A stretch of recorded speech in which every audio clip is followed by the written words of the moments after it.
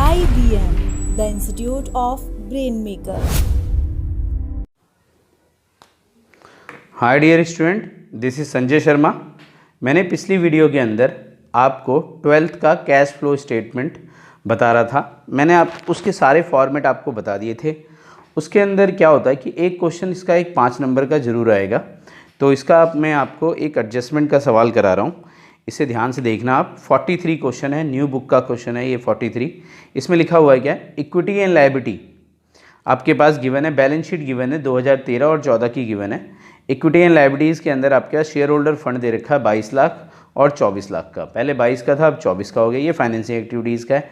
Reserve and surplus में पहले 4 लाख का था, अब ये 6 लाख का हो गया। रिजर्व एंड सरप्लस का नोट्स दे रखा है, उसमें statement of profit and loss दे रखा है 4 लाख से 6 लाख हो गया, यानी 2 लाख का प्रॉफिट हो गया। नॉन करंट लायबिलिटी दे रखी है। नॉन करंट लायबिलिटीज़ के अंदर आपके पास 3,40,000 से 4,80,000 रुपये का है। तो ये आपके पास मैंने बताया था ये फाइनेंसिंग एक्टिविटीज़ में जाएगा। ये करंट लायबिलिटीज़ है, तो ये ट्रेड पेबल दे रखा है, पहले 4 लाख से 4,08,000 से 3,58,000 का हो गया है। तो ऑब्वियसली ये कम हो रहा है, तो ये माइनस होगा ऑपरेटिंग के अंदर। एक शॉर्ट टर्म प्रोविजन दे रखा है, शॉर्ट टर्म प्रोविजन के लिए 1,54,000 से 1 लाख दे रखा है। तो आपके पास इसकी चीज़ों में इसमें कुछ भी दे नहीं रखा, तो यानी हम इसे टैक्स ही मानेंगे, प्रोविजन फॉर टैक्स मान लेंगे इसे।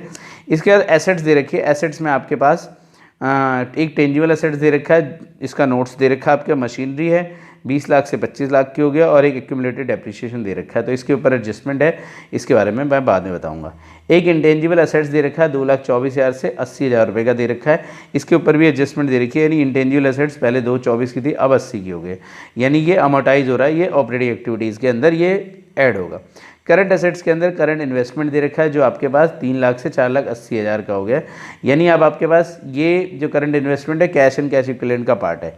इन्वेंट्री जो दे रखा है वो 2,42,000 से 2,58,000 का हो गया है। इसके बाद ट्रेड रिसीवेबल दे रखा है 2,86,000 से 3,40,000 का हो गया है, और कैश एंड कैश इक्विवेलेंट दे रखा है 7,50,000 से 6,40,000 रुपये का दे रखा है। तो इसके अंदर जो और एक एडजस्टमेंट गिवन है, during the year a piece of machinery costing ₹48,000 on which accumulated depreciation was 30,000 was sold for ₹12,000। तो इसमें देख लेना आप। सबसे पहले इसके में कुछ वर्किंग नोट्स अकाउंट बनेंगे, वो आपको मैं बता रहा हूँ। वर्किंग नोट्स में कौन कौन से अकाउंट बनेंगे ये ध्यान से देखना आप ज़रा, आपको समझ में आएगा पक्का पक्का। सबसे पहले आपके पास दे रखा है एक मशीनरी के बारे में सारी बात दे रखी है, तो आप एक मशीनरी अकाउंट बना लेंगे। साइड में एक मशीनरी अकाउंट बना लेंगे।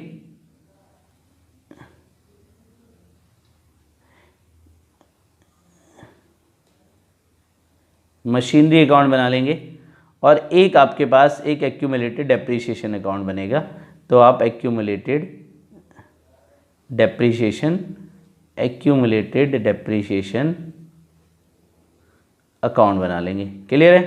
तो सबसे पहले मशीनरी अकाउंट के बाद में बारे में दे रखा था आपके पास, वो 20 लाख से 25 लाख का दे रखा है। तो ये आपके पास 2BD दे रखा है, 2 बैलेंस BD आपके पास गिवन है, वो दे रखा 25,40,000 रुपये का, 25,40,000 रुपये का गिवन है। और CD आप जो मशीनरी गिवन है आपके पास, ओपनिंग गिवन है वो 20 लाख की दे रखी है। तो ये 20 लाख रुपए का गिवन है, 20 लाख रुपए का। डेट का ध्यान रखना। और CD आपके पास गिवन है बाय बैलेंस, CD गिवन है आपके पास, वो गिवन है आपके पास 25,40,000 रुपये, 25,40,000 रुपये का। इसके बाद एक एक्यूमुलेटेड डेप्रिसिएशन अकाउंट दे रखा है, उसका आपके पास बाय बैलेंस BD दे रखा है। बाय बैलेंस BD जो लायबिलिटी अकाउंट होता है उसका बैलेंस BD बाई साइड से शुरू होता है, वो दे रखा है 3 लाख रुपये। क्लियर है? और 2 बैलेंस CD गिवन है आपके पास, 2 बैलेंस CD आपके पास गिवन है, वो गिवन है 4 लाख रुपये, 400,000 रुपये। क्लियर है? इसके बाद आपके पास during the year a piece of machinery costing 48,000, एक मशीन थी जिसकी कॉस्ट वो गिवन थी आपके पास 48,000 गिवन थी आपके पास। ठीक है? उसके ऊपर एक्यूमुलेटेड डेप्रीशिएशन था, इसमें से आप लेस कर देते हैं। डेप्रीशिएशन जो दे रखा था वो आपके पास 32,000 रुपये का था, इसमें से आप 32,000 रुपये घटाते हैं तो 8 में 2 गया 6, 4 दिन गया 16,000 रुपये आप बचते हैं। और इसे आपने सोल्ड कर दिया कितने में, सोल्ड आपने किया है 12,000 रुपीज़ में सोल्ड कर दिया। तो यानी 16 में से 12 गया 4,000 रुपये का आपके पास क्या हो गया, लॉस। ये लॉस होता है, ये ऑपरेटिंग एक्टिविटीज़ में चला जाता है, ऐड हो जाता है। तो सबसे पहले आपके पास यहाँ दिखा देंगे, आपके पास मशीन कितने की थी, 48,000 रुपये डेप्रिसिएशन था, जो आपके कॉस्ट थी इसके ऊपर डेप्रिसिएशन था 32,000 रुपये का, 16,000 रुपये का आपने इसे बचती है और आप इसे 12,000 रुपये में बेच देते हैं। तो आप इसे दिखाएंगे एक्यूमुलेटेड डेप्रिसिएशन दिखा देंगे बाई, इसके ऊपर कितने का था, बाई एक्यूमुलेटेड डेप्रिसिएशन, ये दिखा देंगे आप 32,000 रुपये का एक्यूमुलेटेड डेप्रिसिएशन था। इसे आपने बेचा कितने में, बाई बैंक सेल कर दिया आपने कितने में, 12,000 रुपये में सेल कर दिया। और इसके ऊपर बाई प्रॉफिट एंड लॉस, जो लॉस हो गया आपके पास 4,000 का, ये लॉस ऑन सेल है, ये आपके पास ऑपरेटिंग एक्टिविटीज़ में जाता है। और ये एक्यूमुलेटेड डेप्रिसिएशन अकाउंट आपका डेबिट है, ये आपके पास बाई साइड से डेबिट है, किसके नाम से, टू मशीनरी अकाउंट से, टू मशीनरी अकाउंट के नाम से यहाँ चला जाएगा 32,000 रुपये का। अब आप इसका बैलेंसिंग कर लेंगे, ये हो गया आपके पास 4,32,000 रुपये, 4,32,000 रुपये, और ये 4,32,000 रुपये, इसमें से घटा देंगे तो ये बचेगा 1,32,000 रुपये। ये आपके पास बाई करंट ईयर का, बाई डेप्रिसिएशन अकाउंट आ जाएगा करंट ईयर का, ये करंट ईयर का डेप्रिसिएशन है, ये प्रॉफिट, ये ऑपरेटिंग एक्टिविटीज़ में ऐड हो जाएगा।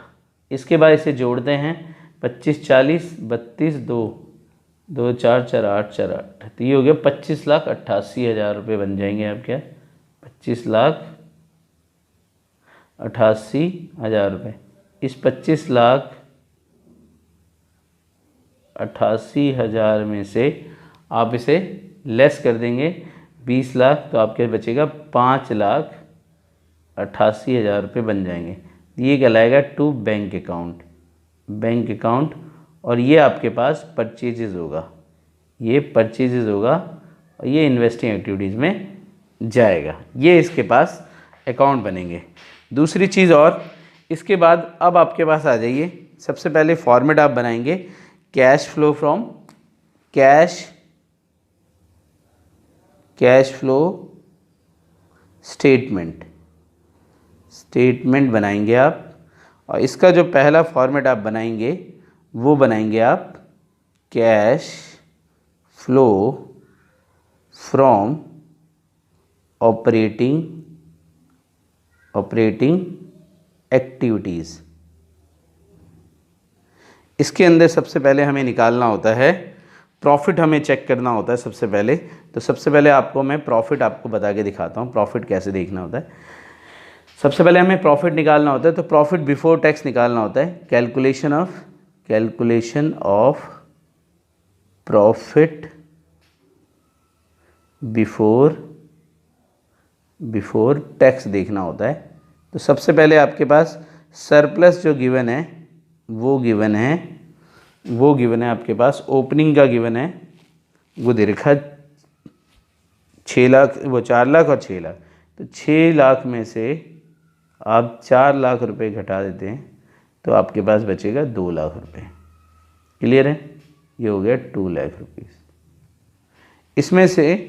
इसमें आपको एक ऐड करना है प्रोविज़न फॉर टैक्स। मैंने आपको बताया था प्रोविज़न फॉर टैक्स गिवन है, वो आपके पास मैंने बताया था शॉर्ट टर्म प्रोविज़न दे रखा है 1,54,000 और 1 लाख रुपए। तो प्रीवियस ईयर जो आपके पास करंट ईयर का होता है इसमें ऐड करना होता है करंट ईयर का, वो हो गया 1 लाख रुपए हो गया आपके पास, ये हो गया 3 लाख रुपए, 300,000। तो 3 लाख रुपए आपके पास नेट प्रॉफिट हो गया बिफोर टैक्स। तो आप यहाँ दिखाएंगे नेट प्रॉफिट बिफोर टैक्स, ये आपके पास आ गया 3 लाख रुपीज़। क्लियर है, 300,000। ठीक है, इसके बाद बात करते हैं इसमें। अब आपके पास देखते हैं कि कुछ नॉन ऑपरेटिंग एक्सपेंसेस इसमें ऐड करने होते हैं, मैंने आपको बताया था। इसमें कौन कौन सी चीज़ें ऐड होगी, नॉन कैश एक्सपेंसेस बोलते हैं इसे। सबसे पहले एक आपके पास डेप्रीशिएशन है, इसके अंदर वो दे रखा था 1,32,000 रुपये, ये हो गया 1,32,000 रुपये। क्लियर है। इसके बाद ऐड कर देंगे इसके अंदर जो मैंने बताया था, एक इंटेंजिबल एसेट्स के अंदर आपके गुडविल दे रखी है 224 से 80,000 रुपये की होगी, तो ये आपके पास हो गया गुडविल अमोर्टाइज हो गई, वो होगी 224 में से 80 जाएगा तो 1,44,000 रुपये, इसे ऐड कर देंगे।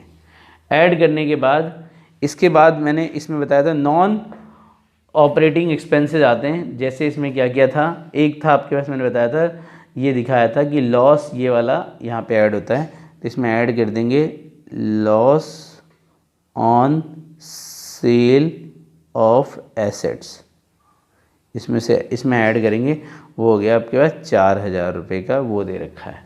क्लियर है।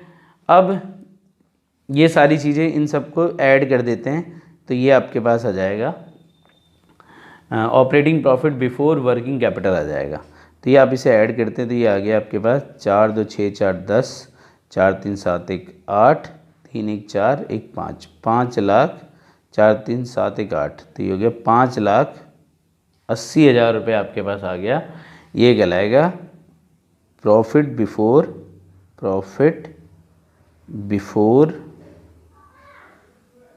Before working capital. अब इसके अंदर एक फॉर्मूला बताया था मैंने, decrease in current assets, increase in current liability, ये ऐड करना होता है, ठीक है। और इंक्रीज इन करंट एसेट्स और डिक्रीज इन करंट लायबिलिटी, ये आपको माइनस करना होता है।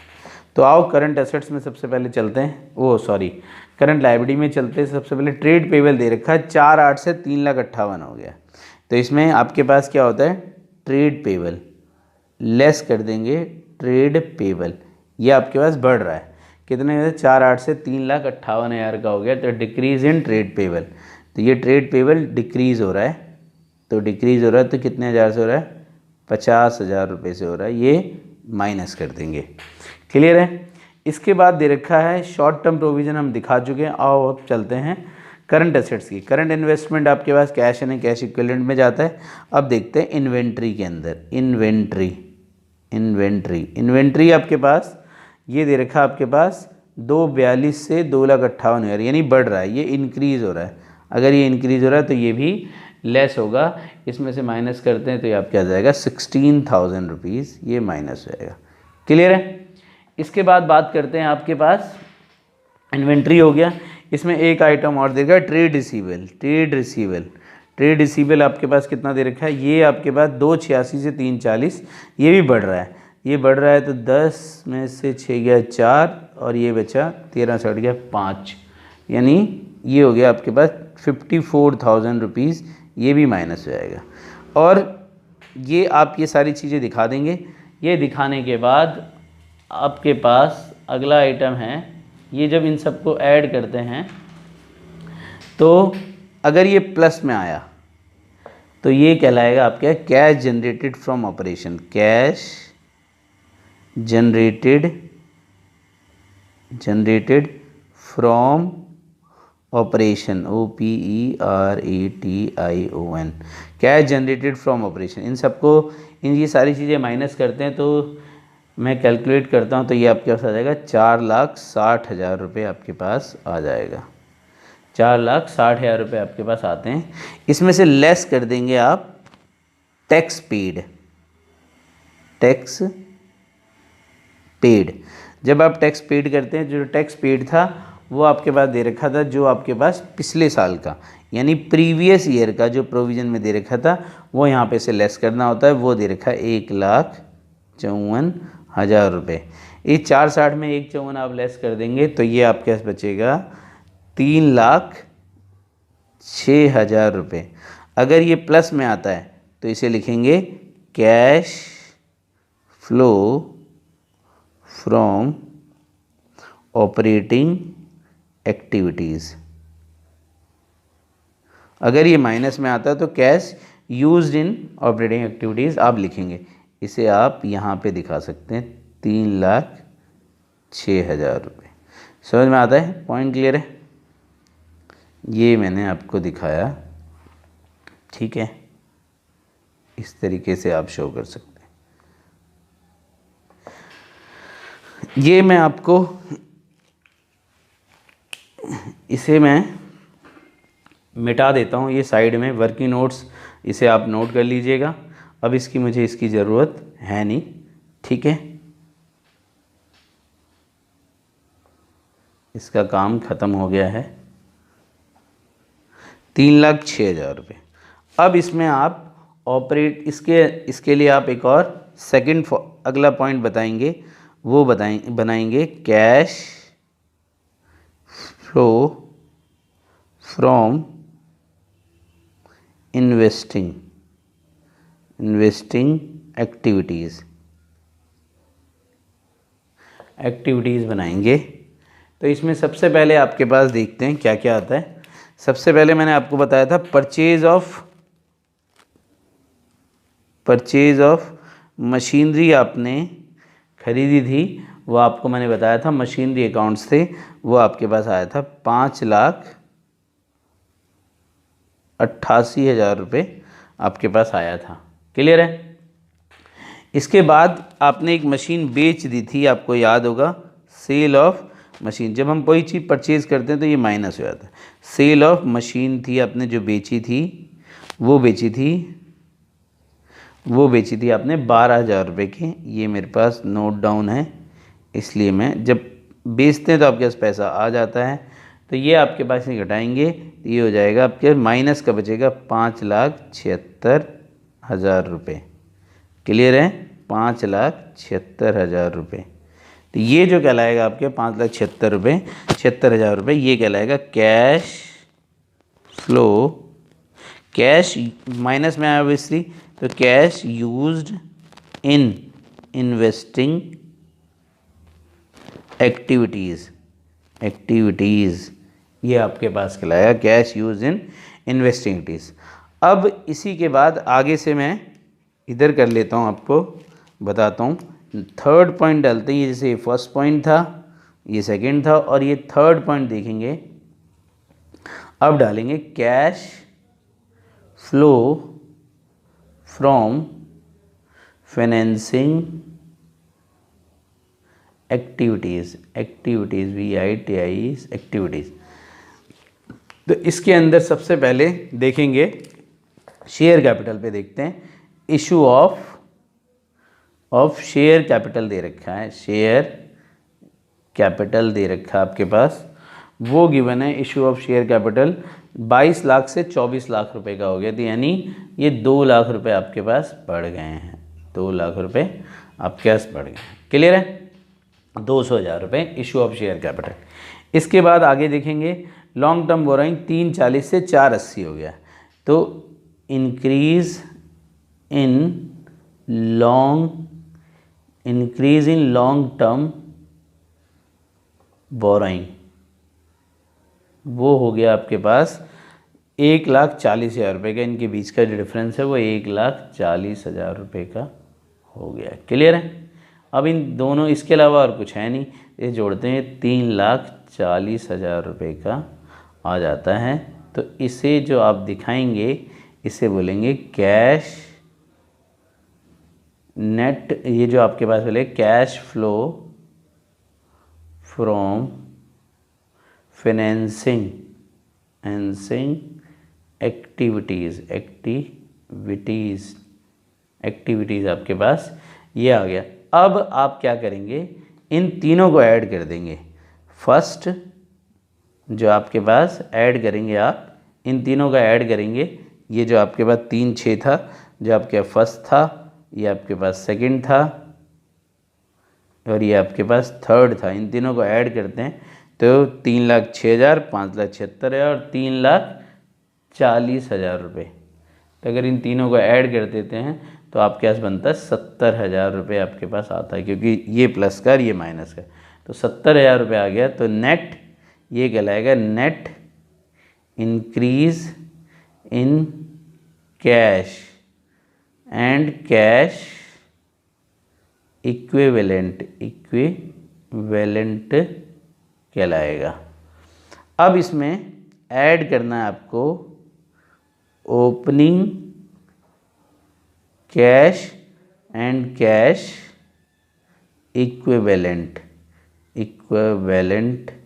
जिसमें क्या क्या ओपनिंग का आपके पास एक करंट ईयर का वो दे रखा है, ओपनिंग का दे रखा है एक 3 लाख रुपए 300,000 प्लस दूसरा दे रखा है 7,50,000 रुपये 7,50,000 रुपये। तो इसे जोड़ते हैं तो ये हो गया 10,50,000 रुपये आपके आता है।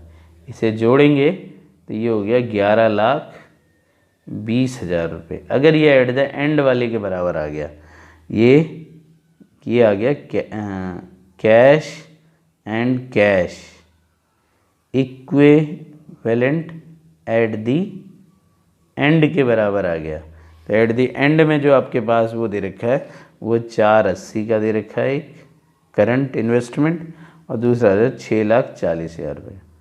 तो अगर ये एट द एंड के बराबर है तो आपका सवाल ठीक है। क्लियर है? तो ये मैंने आपको एक क्वेश्चन कराया। ये 43 क्वेश्चन था। एक क्वेश्चन इसी प्रकार का एक क्वेश्चन आएगा, ठीक है ना? इसे ध्यान से समझना। बाकी मिलते हैं नेक्स्ट क्लास में नेक्स्ट क्वेश्चन के साथ। बहुत इंपॉर्टेंट क्वेश्चन है ये, और मिलते हैं एक छोटे से ब्रेक के बाद।